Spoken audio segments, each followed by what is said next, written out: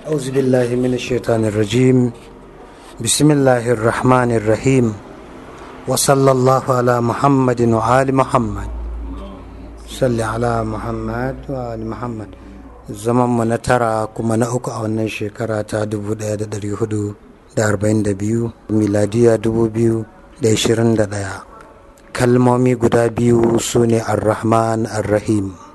Bayan basi kan suna da lafazin jalala da nuni zuwa ga cewa a duniya sunaye shine suna mafi fadi, sai kuma ar-rahman ar-rahim, rahamar ubangiji ta bai daya da rahamar ubangiji ke bantacciya.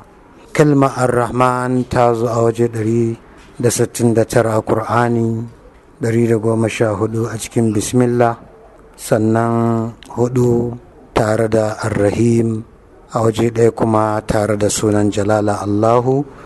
Qul ud'ullah aw ud'ur rahman. Ar-rahim ta zo 226, 114 a cikin bismillah, 4 tare da ar-rahim, 108 ta zo daban. Ar-rahma sifa ce ta musamman ta ubangiji subhanahu wa ta'ala da take na tausasawa da kyautatawa da tausayawa da yake wa bayinsa. Ita wata aba ce wacce take ta mamaye komai. Warhamati wasi'at kulla shay. Babu abin da baya karkashin rahamar ubangiji, sai dai kowanne daidai gwargwadonsa, kowanne daidai girmansa, kowanne daidai matsayinsa. Imam Sadiq amincin Allah ya tabbata gare shi ya ce, rahama da abin da yake faruwa gare mu daga ciki akwai tausasawa, daga cikinta akwai kyauta. Rahamar ubangiji kyakkyawan sakamakonsa ne ga halittarsa. A cikinta ne ake samun taushi da tausasawar zuciya. A cikinta ne ake samun tausasawa akan wanda ake wa tausasawa, ake tausaya masa.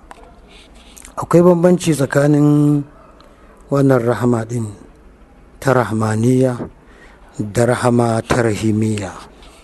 Da farko ar-rahman suna ne da yake bance ubangiji, kamar yadda muka ce qul ud'ullah aw ud'ur rahman.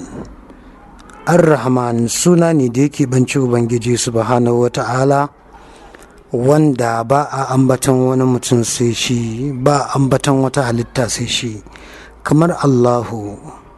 Shi yasa ba a taba samun kalmar ar-rahman ta zo ga wani ubangiji ba, sabanin rahim. Rahim tana zuwa ga wani ubangiji. Harithun alaikum bil mu'minina ra'ufur rahim a cikin suratul tauba aya ta 128. Hakanan ma a cikin suratul fathi aya ta 29, ruhama bainahum, wato jam'in rahim kamar sharif da shurafa. Don hakanan ya halatta a ambaci wani mutum ya zama rahim, amma ar-rahman ko da an cire adulalam ba mu samu ya zo cewa halatta a gaya wani ubangiji ba. Imam Sadiq amincin Allah ya tabbata gare shi, kamar yanzu a cikin tafsirin safi yana cewa ar-rahman suna ne na musamman, amma da yake da ma'ana ta sifa ta bai daya. Ar-rahim suna ne gama gari, amma da yake da ma'ana ta sifa keɓantacciya. Ar-rahman duk da ya zama ismul khas ga ubangiji subhanahu ta'ala, wannan yana daga cikin hikimomi a cikin wannan suna, amma yana nufin anewa kowa da kowa wannan rahama. Ba ta da sharɗin kyautatawa, ba ta da sharɗin imani, ba ta da sharɗin aikata alheri. Wa rahamati wasi'at kulla shay. Saboda haka ar-rahman duk da ya kasance suna ne da yake banta ga ubangiji, amma ya mamaye komai. Amma ar-rahim suna ne am da ana iya gaya kowane abu matukar a cikin shi akwai rahama da jin kai, amma ya keɓanta a sifa da keɓantattun bayi, domin rahimiya ba ta samu sai wanda ya riko da ita. sabanin ar-rahman da ita ce take bin kowa ta mamaye shi, amma rahimiya ba ta samu sai wanda yake yayi riko da sababbanta, kamar misali wanda imani to sai ya samu sakamako kyakkyawa na rahimiya. Shi yasa idan muka ga al-rahman an ambaci ubangiji da shi suna ne khas, amma idan muka ga rahim an ambaci wani ubangiji da shi saboda suna ne am. Rahman mubalaga ce da yake neman inda zai hau, wato inda zai sifantu da shi, wato inda zai aje rahamarsa. Yana buƙatar aiki domin wani abu ya sifantu da shi. Shi yasa idan ba bayin da rahama za ta sauka a kansu, rahamaniya ba za ta yi motsi ba. Amma rahimiya sifa ce wacce take tabbatacciya da'ima madawwamiya, saboda haka ita tun da sifa ce tana nan tattare da shi, akwai bayi ko babu bayi, sifa ce ta ubangiji subhanahu ta'ala. Da yawa takan zo tare da sunaye ta sifanta su da rahama, misali gafurur rahim, al-azizur rahim. Don haka sigar mubalaga ta ar-rahman tana nuna tabbatar rahama, wato ar-rahman da yawan rahama. Amma rahim sifa ce da take wato tana tabbatar da dawwama da wanzuwa, kamar sigar rahama rahman wacce take gamammiya da take na aiki ne, kamar misali ce atishan mai jin kishirwa, gadaban mai yin fushi da makamancin wannan sifofi. Amma rahimiya tana nuna lizimtar rahama ga zatin ubangiji subhanahu wata'ala tabbatacciya. Kafin mu wuce abu na biyu, za mu yi nuni da hadisin Imam Rida, amincin Allah ya tabbata gare shi, wanda yake na cewa sifa fi'iliya tana da ƙarshe, wato inda bayi suka tike ta tike, kamar irada sifa ce ta aiki, inda bayi suka tike iradar ubangiji ta tike. Safwan daga alkahili yana cewa na rubutawa abil hasanin rida, amincin Allah ya tabbata gare shi, Imam Rida, yana cewa na rubutawa abil hasanin rida, amincin Allah ya tabbata gare shi, a cikin wata addu'a, alhamdulillah muntaha ilme, fakataba ilai, sai rubuta mishi la taqulanna muntaha ilmi walakin qul muntaha rida. Guda ta tabbata ga ubangiji matukar tikewar iliminsa. Sai Imam ya rubuta masa cewa kada ka ce matukar tikewar iliminsa, domin ilimi sifa ce ta zati, ba sifa ce ta aiki ba, ba ta da ƙarshe, ba ta tikewa, tana kuma zuwa ga ainihin zatinsa. Sai dai ka ce matukar tikewar yardarsa, saboda yardarsa sifa ce ta aiki, tana tikewa inda ayyukan, inda bayi suka tike. Wannan yana zama kamantacce ne a tsakanin rahamaniya da rahimiya. Rahamaniya za a iya cewa sifa ce ta aiki, don haka tana tikewa inda bayi suka tike. Ko da mu a wajen ba su da iyaka, amma wajen ubangiji suna da iyaka.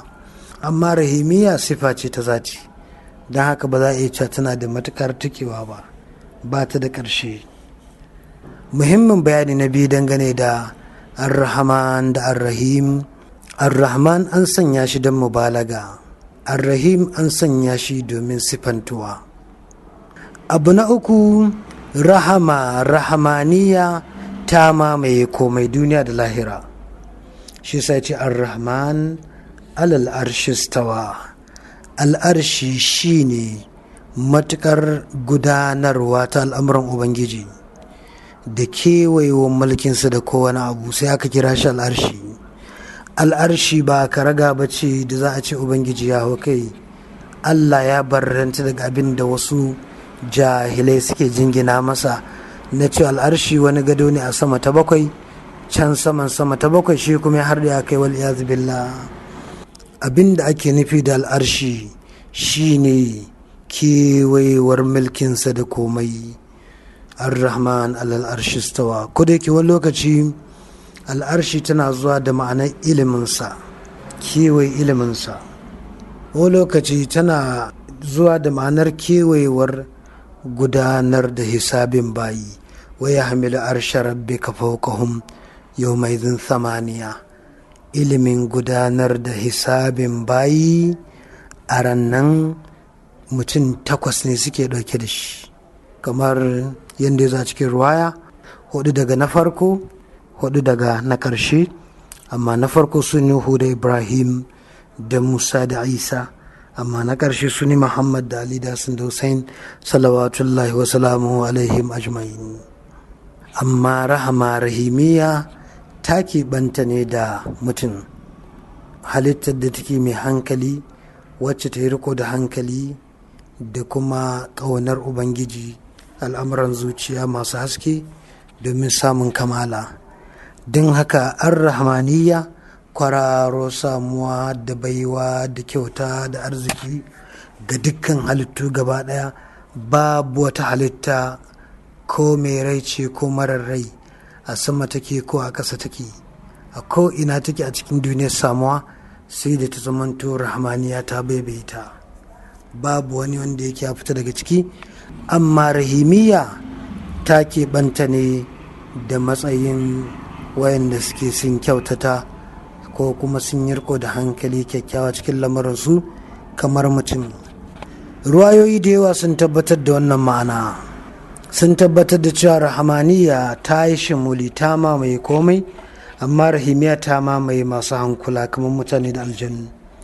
abdullahi bin sinan ya ce na tambayi imam sadiq, amincin Allah ya tabbata gare shi, game da bismillahir rahmanir rahim, sai ce Allahu shine ilahu kulli shay, abin bautar kowane abu. ar-rahman bi jami'i khalqi, wanda yake tausasawa da tausayawa ga dukkanin halittarsa baki daya. war-rahim bil mu'minina khassa, amma rahim ya keɓanta ga mu'minai kawai. ruwaya imam al-askari, imami na 11 daga cikin wasiyan manzan Allah 12, daga amirul mu'minin Ali bin Abi Talib, wasiyan manzan Allah, abincin Allah ya tabbata gare su, yana cewa ar-rahman shine wanda ke rahama ya shimfiɗa arziki, wanda ke tausasa halittarsa da arziki, baya yanke musu wani abu na daga arzikinsu, ko da ko sun yanke daga bauta masa da biyayyarsa.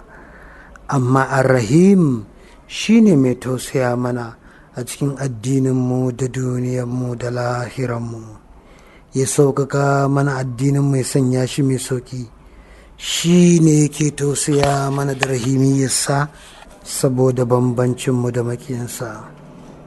za mu ga wannan ruwaya ta yi daidai da ruwayoyin da suka gabata, musamman ma ruwaya da take cewa ar-rahman suna ne keɓantacce da sifa gamammiya, ar-rahim suna ne na bai ɗaya gamamme amma da sifa keɓantacciya.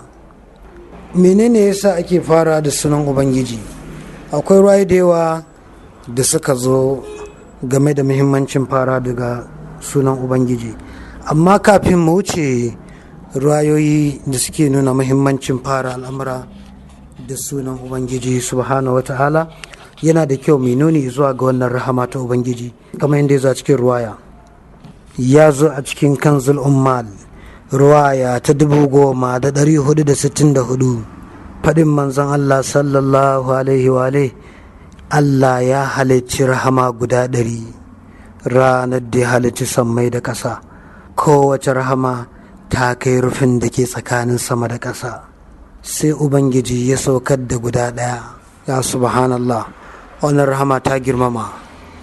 ba mu san iyakacin nisan tsakanin sama da ƙasa ba maki shekara miliyoyi mutum zai yi yana gudu da roket kafin ya iya keta rahama 1. Allah ne kaɗai san nisan, amma ya yi su guda 100 da guda 1 ya saukar, ya aje guda 99. da wannan guda 1 ne yake sanya tausayi a cikin halittarsa, da wannan guda 1 ne mahaifiya take tausaya wa ɗanta. tsuntsaye da dabbobi suke tausaya 'ya'yansu.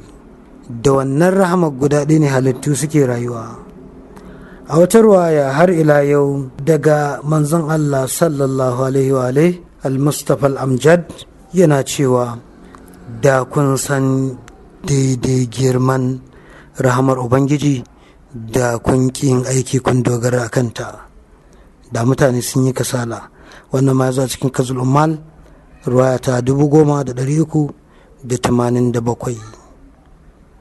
Akwai abubuwan da suke sanyawa a samu rahama. Abubuwan da suke sanya a samu rahama suna da yawa, amma za mu yi za ga mafi mahimmancin su.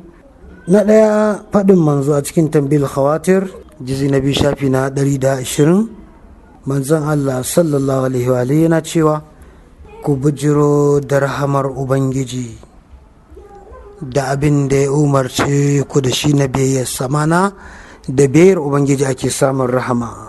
A wata ruwaya daga Amirul Mu'minin Imam Ali a cikin Gural Hikam ruwaya ta 4,209 yana cewa da ambaton Ubangiji ake sauko da rahama. Wannan yana na mana cewa akwai rahama da take ba ta sauka sai da ambaton Ubangiji, akwai rahama da take ba ta sauka sai da addu'a.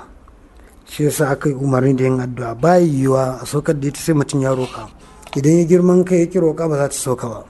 A wata ruwaya daga gare shi da Imam Ali har ila a cikin Gural Hikam shi ma wajen ruwaya ta 4,342 yana cewa da bayar da rahama ne ake saukar da rahama. Wanda yake sun ya samu rahama ya rahama ga bayan Ubangiji. Idan ya rahama kamar ya yi daidai da ruwan da take cewa ku yi rahama ga wanda suke bayan ƙasa, wanda yake sama zai rahama gare ku, zai tausaya muku. Ta daidai da mazmunin abin da ya kunshi wannan ruwaya take cewa da bayar da rahama ne ake saukar da rahama.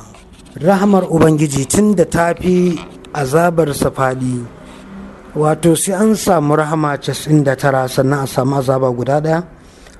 Shi yasa za mu ga Imam Zain Abidin dan Imam Hussein alaihi salam yana cewa laisal ajabu mimman naja kaifa naja. Subhanallah, mamaki ba shi ne mamaki ga wanda ya tsira ba ya yi tsira. Wannan ba abin mamaki ba ne. Wa ammal ajabu, amma mamaki shi ne man mimman halak kaifa halak ma sa'ati rahmatillah, wanda ya halaka ya aka yi halaka tare da faɗin ramar Ubangiji. Duk da rahaman nan 99 wacce take tarin jayi guda ɗaya, tarin jayi fushi ɗaya, amma mamaki abin mamaki shine aka samu mutum ya halaka har wasu ka halaka tare da cewa rahama 99 ne. Wannan yana daga cikin abubuwan ban mamaki wanda Imam Sajjad, Imam Zain Abidin yi mana nuni zuwa gare su. Amma dalilin farawa da sunan Ubangiji al-awwal wal akhir wal zahir wal batin, ana son zahiri da baɗini da farko da ƙarshe kowane aiki zamanto akwai Ubangiji, domin shi ne ma'abocin motsi, shi ne mai motsarwa. Ubangiji shi ne mai halakar da komai, shi ne mai raya komai, shi ne mai datarwa, shi ne mai tabarwa. Rahamarsa ta hailoci komai. Yana daga cikin dalili na halaye nagari ya zamanto wannan bawa ya sanya asasin Allah da rahamarsa a cikin dukkan ayyukansa, domin rusunawa da kaskantar da kai ga Ubangijinsa, da kuma sanya shi kafili, wakili, damini, mai lamuncewa, mai wakilci a cikin komai. Saboda haka wannan yana daga cikin mafi muhimmancin abin da yake za mu kiyaye a farkon aiki da ƙarshen aiki da zahirin aiki da baɗinin aiki, ya zamanta mun sanya Allah wakili, mai lamuni a cikin dukkanin al'amuranmu. Da wannan ne sai zamanto farkonsa da ƙarshensa da baɗininsa da zahirinsa yana ƙarƙashin kulawar Ubangiji subhanahu wa ta'ala. A nan za mu dakata cikin wannan bahasi na tafsiri, za mu saurara. Idan babu tambayi za mu rufe da addu'a sai wani lokaci. Wassalamu alaikum wa rahmatullahi wa barakatu, wa sallallahu ala Muhammadin wa ali Muhammad. Kamar hadisin da rahimiya kuma ce ba ta yi ba ga bayi. Da wace ma'ana? Wani hadisi wanda baya tausayi ba a tausaya masa, to me iskali? ina nufin kamar ita tun da rahamaniya ce kusan a'am aka kusan kowa da kowa mutane masu na iya kamar ayoyin da aka kawo haka shi su dogaro da su. na rahamaniya ta yi shimulin komai, suna ne da yake keɓantacce amma wanda yake da sifa a kowane sabab, kowane samamme yana iya zama sababin rahama. Dukkanin sunayen ubangiji na aiki gaba ɗayansu za mu ga yayin da suke aiki akwai asbab, mun sanya sababi ga kowane abu. Yau saboda haka kamar yadda muka ba su ne kwanaki cewa akwai asbab da sababba tsakanin ubangiji da bayinsa, to haka ma a wannan rahamaniya din yau yakan arzuta bawa ta hannun bawansa, yakan arzuta bawa ta hannun mala'ikunsa, ta hannun halittunsa da muke gani da wanda ba ma gani, ka yakan arzuta bawa ta hannun shuka, ta hannun ƙasa sai ba shi arziki, to ta hannun dabbobi sai ba shi arziki. sadakar rahamaniya tana iya fitowa da ko'ina, duk inda mutum ya ɗora hannunsa da tafinsa ko ya kasance a cikinsa na daga iska, na daga sarari ko ruwa ko tudu ko gangare, gaba ɗaya kaf bayyanar rahama ubangiji ce subhanahu wa ta'ala. Ya fito fili amma wani tambayar shi ne kamar sannan kan da rahamatin da sai zama to rahama ne shi amma da himiya shi ne da bayi ba sa yi kenan. Ita rahimiyya ta keɓanta ga riko da sababba, ma'ana sababa khas keɓantattu wanda ake ba da ni'ima khas.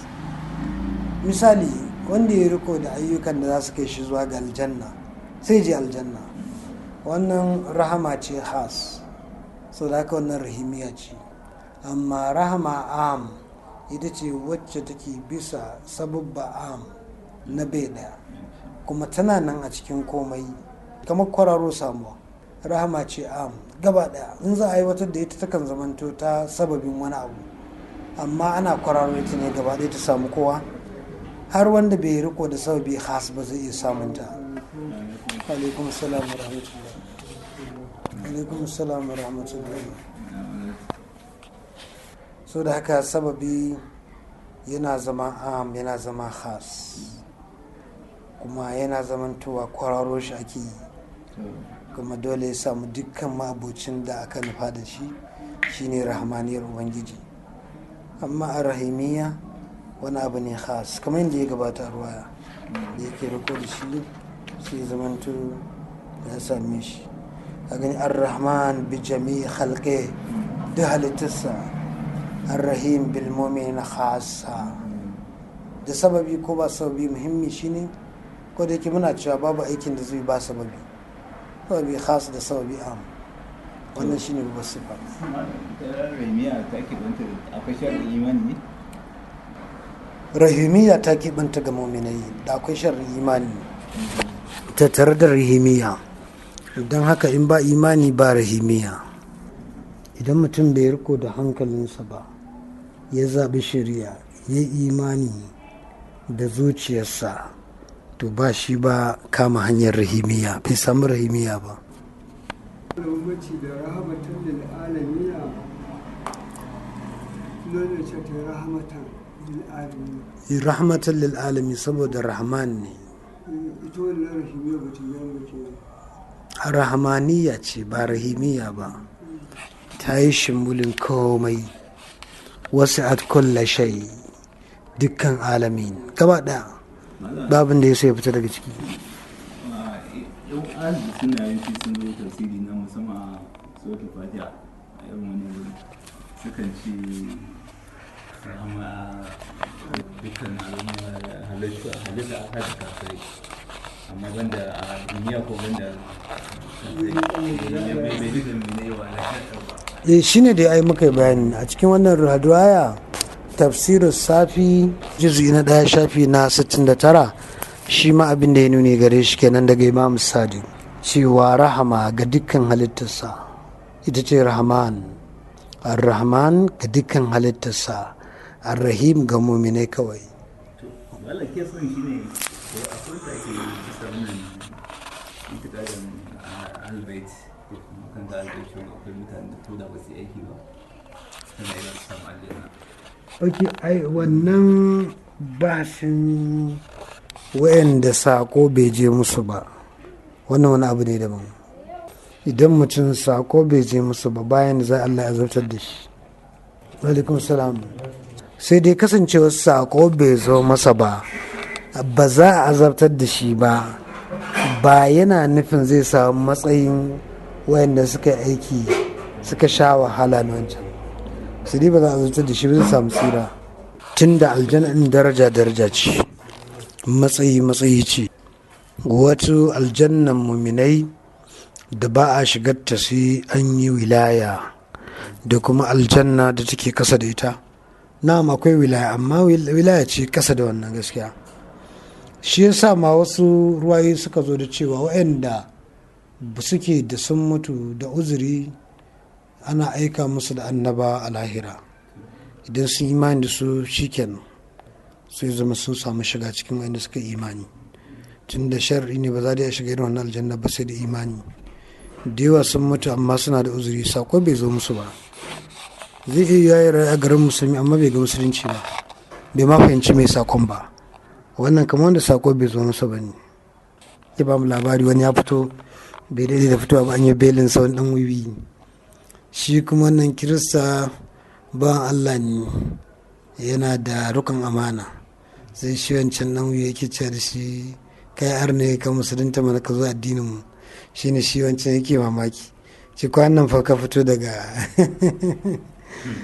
cikin tsari da wannan abin nan sannan ka ci amana kai sata ni kuma ga da ya rika amana ka ce in kal da addinin ka ga shi wannan kirista ne amma bai ga sakon ba sakon bai je masa ba bai fahimci sako ba yawa bai fahimci sakon ba bai ga musuluncin ba. Na'am a lahira Allah zai aika annabawa ga waɗanda suke ba su fahimci sako ko ma'ana da ma'ana sako bai zo musu daidai ba su gane shi ba amma Allah ba zai azabtar da su matukar ba hujja a kansu.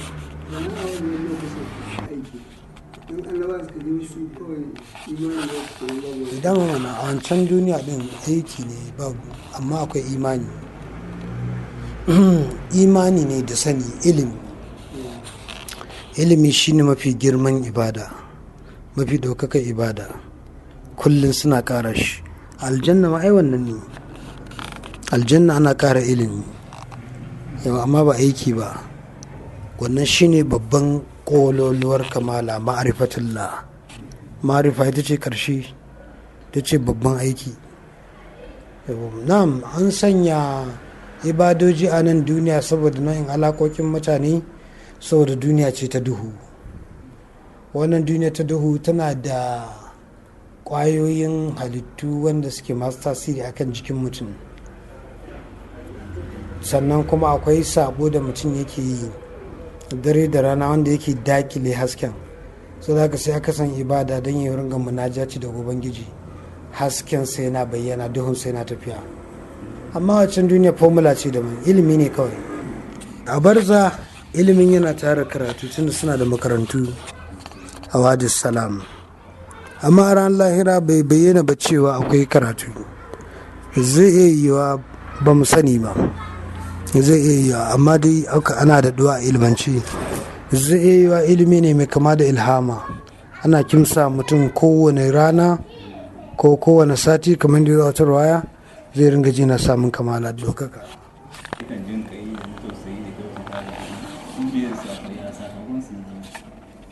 Wayanda suka yi ayyukan jin kai suna da sakamako idan suka zamanto sun mutu a barza an turo musu annabi sun imani wannan ayyukan ba za su tozarta ba idan ba su imani ba to wannan ayyukan za su tozarta so dole sai an ɗauke wa mutum hujja za a zabtar da shi.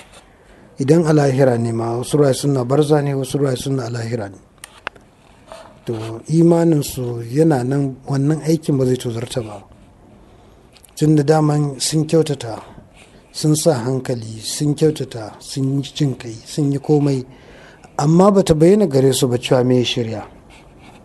A ajin Saidul Ustaz, ɗaya daga cikin ɗalibai abokan yake cewa to don me yasa ba su yi bincike ba, to yana magana yin Hindu, ba su bincika sun ga gaskiyar musulunci ba da sauransu.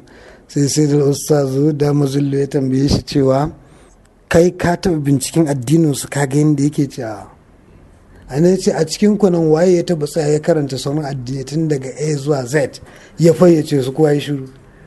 Ya ce yanzu kai ba kai ba a nasu, amma kai kake tsammanin wancan ɗan addinin Hindu su ba maki ma bai da masadar naka su yayi. Ya ce ku ranga mutane adalci, idan ta bayyana shi nashi ne sai kai za ka shiga aljanna fa kake tsammani. Shikenan sai ka je lahira sai ka ce Allah ni wannan ne, sai Allah ce Adam me yasa ba karanta Hindu ba? Allah ba zai maka haka ba, Allah ba ya zalunci. Allah zai rike mu da al'umurin zatiya ba al'umurin mawdu'iyya, ma'ana zai kalli zukatanmu ne, zai kalli zukatanmu ne sai mana hukunci da su. Me iyagacin abin da muka yi, me bilibin ɗinmu, me abin da ya ta bayyana gare mu, sai riko da wannan ne. Da Ubangiji zai mana hukunci da mawdu'iyya, ma'ana abin da yake gaskiya gunsa da ba mai tsira, saboda gaskiya abu ne wanda yake nisbi kuma mai mataki darajat. Idan aka ce sai an rike ni da hukunci na abin da Amirul Mumin Ali ya sani, kuma ka san gama da ni kuma an zalunce ni, to shikenan shi ma Imam Ali sai mu ce Allah ka rike shi da mi da naka mustawa, zai iya ya gani ba wanda zai tsira. Abinda Allah ya sani ya sanar da shi digo ne a cikin teku, to shikenan sai a ce Allah ya rike shi da abin da shi ya sani. Don haka ba zai yi ba nima a rike da abin da manzo ya sani ko Imam Ali, ba zai yi ba. Yawwa sai a kalli zuciya da mustawar abin da ta kudurce da iyakacin hujjar da ta zo mata daidai gwargwado. Wani addinin ajuz ya ishe shi, addinin tsohuwa, cewa ga kashin raƙumi yana akwai raƙumi, sau da aka ga mu ya nuna akwai Allah, ya ibada shi iyakacin da zai iya abin nan. Wani sai an rike shi da burhanul siddiqin, kace wani sai ya fahimci burhanul siddiqin, wani sai an rike shi ma da burhanul urafa, kace wancan zaka rike shi da wancan burhan ya zaka zalunce shi. So da kowanne daidai gwargwadon yanda yake ya sani.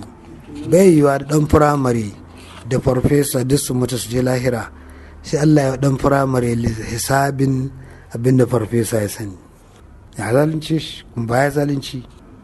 A ce yi mana takarir kan fuka-fikin sauro da kususiyarsa, yana dan firamare an gama da shi. Allah ba ya zalunci. musulunci waɗanda boko haram sun suna iya sun suka razana waɗannan kiristocin a zuwan cewa duk wanda ya shigo haka ne kina ka zai zo waɗannan in ba sa abu suna da usuri. Ai ko da ma babu ƙungiyoyin da suke barazana ga rayuwar mutane, wanda yawanci za ga musulmi suke kashewa, a kafin a kashe kirista da an kashe musulmi 1000. Amma tun da akwai yanayin za mu iya ba da misali da shi, amma ko da ba wannan ana zaune zaman lafiya, halaye kawai wannan kiristan da yake ganin ga wannan kwanan shi da in ka ba shi ajiya ko naira 10 ka ba shi ajiya ba zai baka ba, sai wannan 10 da ka ba shi ba zai baka wata daban ba saboda kiyayewa. Amma ya ga wannan ya je ya sata an kulle shi kuma yana cewa kai ke dari har ne ka koma addinin mu, kaga ya za ya fahimce shi. Ya ce kai da kwanan nan ka fito daga kurkuku ka yi sata za ka ce in koma addinin ka, saboda yana gani ya fi shi amana. Ba zai fahimta ba, ba zai fahimta ba. Mutane sun kalla ayyuka sai su yi hukunci da shi da addini.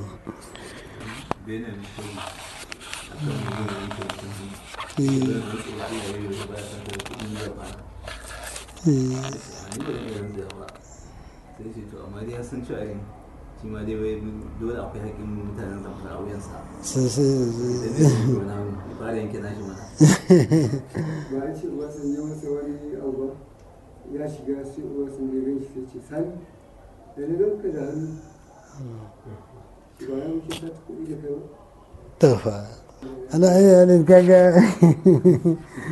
idan haka ne inda zai saci kudi shi ma ya fara yin nasa duk da shi yana da hukuncin ma cin amanar al'umma ne wanda ya fi na barawo tsarin na wala abin da ya ce ba daga shi sai dai ko ina so dan Allah fa ya ce mai ko dai musulunci na kala biyu ne na manzon Allah da wanda ake yi wa daban akwai wannan a sani ne bai ba wanda aka rubuta ƙarya ne akwai wannan sai ne bai ba mafi